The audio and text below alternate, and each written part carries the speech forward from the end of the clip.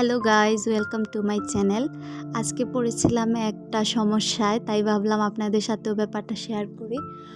আমার একটা ছোট্ট স্টুডেন্ট সিলেট গ্রামার স্কুলে ক্লাস 5-এ পড়ে।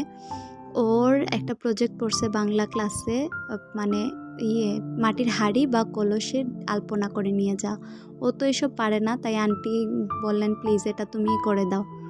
তো আমি যা যা লাগে নিয়ে আসলাম, তারপরে বসে পড়লাম। কিন্তু আমি তো পেন্টিংও পারি না, আর এই যে মানে আলপনা দেয়া, তারপর ড্রয়িং কিছুই মানে এতটা ভালো না আর কি এইসব কিছুতে। তারপর মানে যা মাথায় আসে আর কি শুরু করলাম। পুরোটা ভাবলাম যে করে নিই, মানে ড্র করে নেই, মানে সাদা প্রিন্ট করে নেই। সাদা প্রিন্ট করলাম। প্রিন্ট করার পর মাথায় আসলো যে মানে কি আর ডিজাইন দেওয়া যায়। তারপর গলার মধ্যে একটা ওই যে আঁকিবুকি অর্ধেক দেওয়া শুরু করলাম। অর্ধেক দিয়ে দেখলাম যে মোটামুটি খারাপ লাগতেছে না। গলার মধ্যে ভাবলাম একটু সাদা রং দিয়ে দিই। সাদা রং দিয়ে দেখি তেমন একটা ভালো লাগতেছে না। তারপর এটা বন্ধ করে দিয়ে, এটা দেওয়া বন্ধ করে দিয়ে দিলাম। আঁকিবুকি যতটা বাকি আসছিল মানে আঁকা বাঁকা দেয়া, সেটা দেয়া শুরু করলাম। এদিকে টেবিলের অবস্থা দেখতেছেন তো কেমন অবস্থা আমি করছি। মা ওইদিকে মনে মনে আমাকে বকা দিতেছেন, মনে মনে না জুড়ে জুড়েই দিছেন। তারপরে যখন বেশি ভরান একদম ভরে একদম আমার হাতের অবস্থা একদম মানে একটু পড়ে গেছিল বিছানার চাদরে, আর তা দেখে তো ওনার মাথা একদম গরম হয়ে গেছিল। তারপর আর কি করা, ওই যে দেখেন খুব ধীরে ধীরে এটা দিতেছি, কারণ আমি এত ভালো না, বুঝতেছেনি প্রথমবার। তারপর প্রথমবার এত খারাপ হয় নাই, মনে হচ্ছে যে কাজটা যদি আমি করি তাহলে এত খারাপ করব না। নিজে নিজে যদিও বা বলতেছি, আপনারা হাসবেন এটা শুনে। আচ্ছা, তারপরে দেখেন এটা দিতেছি আস্তে করে। তারপরে আরেকটা দিব।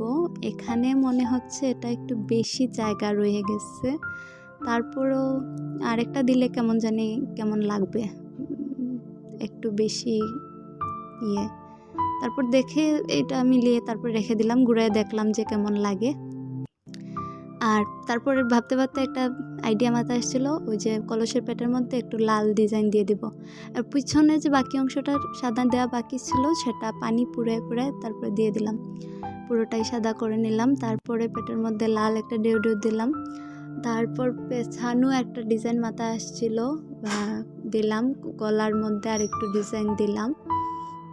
তারপর ওই যে ভালো লাগছিল না, মুখের মধ্যে সাদা লাল দিলাম, দেখি ভালোই লাগতেছে। হাতের অবস্থা আমার তো একদম খুবই খারাপ অবস্থা, নাজেহাল হয়ে আসছে।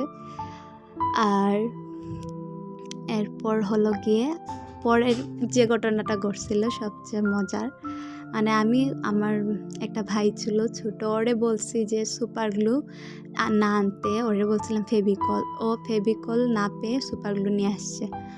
এখন ওইটা আমি খুলতে হাতের মধ্যে 3টা আঙ্গুল এমনভাবে লাগছিল, অনেক টানাটানির পর এটা ছুটছে ঠিকই, কিন্তু হাতের অবস্থা একদম নাজেহাল, মানে কেমন জানি একটা খসখসে হয়ে আসছে, মানে এটা কীরকম।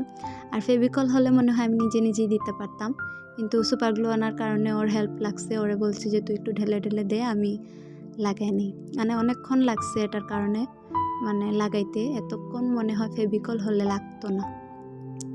এদিকে ওই যে পেটের জায়গাটা মনে হচ্ছে ফাঁকা ফাঁকা লাগতেছে, একটু কেমন জানি একটু খালি খালি লাগতেছে। এটা দিতেছি আর ভাবতেছি, আর ওরে বলতেছি এটা ফাঁকা লাগতেছে না বেশি একটু? ও বলছে হ্যাঁ এটা ফাঁকাই লাগতেছে। তারপর ভাবলাম যে 3টা পাতা দিয়ে দিই।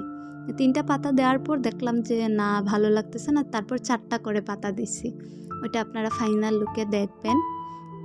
আর তারপর হলো মানে ওই যে ভাবলাম এটা তো আরিয়ার করা মানে প্রজেক্ট, ও তো নিজে জমা দিবে, তো ওর নামটা লিখে দিই। তারপর নিচে ওর নামটাও লিখে দিলাম। আমি কিন্তু আরেকটা জিনিস আনছিলাম, মানে ওই যে আমরা সিলেটি ভাষায় বলে ওইটাকে চিকাই নিয়ে আসছিলাম, মানে ঝুলাইয়া রাখে ওইটা এনে তারপরে ওরে আর কি দিছি ওইটার মধ্যে ঝুলাইয়া। খুব সুন্দর মনে হয়েছে, এক্সট্রা আমি একটা অ্যাড করছি ওইটা। এখন দেখেন এটার ফাইনাল লুক এই হলো। আমি পারি না, আপনারাই দেখেন।